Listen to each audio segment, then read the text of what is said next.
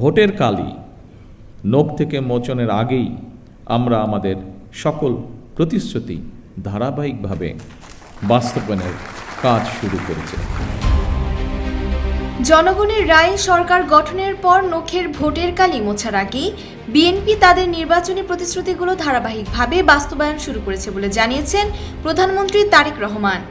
আজ রাজধানীর একটি অনুষ্ঠানে ইমাম, মুয়াজ্জিন ও বিভিন্ন ধর্মের ধর্মীয় গুরুদের সম্মানী প্রদান কার্যক্রমের উদ্বোধনকালে তিনি একথা বলেন। প্রধানমন্ত্রী তারেক রহমান বলেন, আমরা নির্বাচনের আগে দেশের মানুষের কাছে যে অঙ্গীকার করেছিলাম তার রক্ষায় আমরা বদ্ধপরিকর। সমাজের পিছিয়ে পড়া মানুষের অর্থনৈতিক বৈষম্য দূর করে সবাইকে নিয়ে ভালো থাকাই আমাদের মূল লক্ষ্য।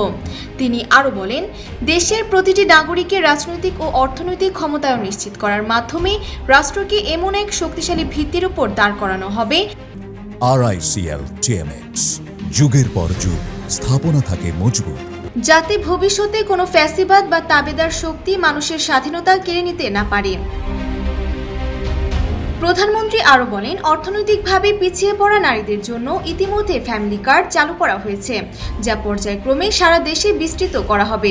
এছাড়া কৃষকদের সহায়তায় আগামী 14 এপ্রিল থেকে ফার্মার্স কার্ড এবং 16 মার্চ থেকে দিনাজপুর থেকে দেশব্যাপী খাল খননের কর্মসূচি শুরু হতে যাচ্ছে।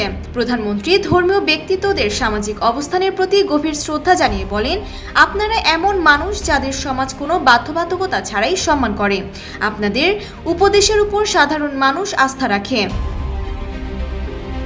অনুষ্ঠানে সরকারের শীর্ষ পর্যায়ে নেতৃবৃন্দ এবং বিভিন্ন ধর্মের ধর্মীয় প্রধানগণ উপস্থিত ছিলেন। বিশ্লেষকরা মনে করছেন, দ্রুততম সময়ে জনকল্যাণমূলক এই পদক্ষেপগুলো তৃণমূল পর্যায়ে সরকারের জনপ্রিয়তা আরও সুসংহত করবে। Desk report, Bangladesh bulletin.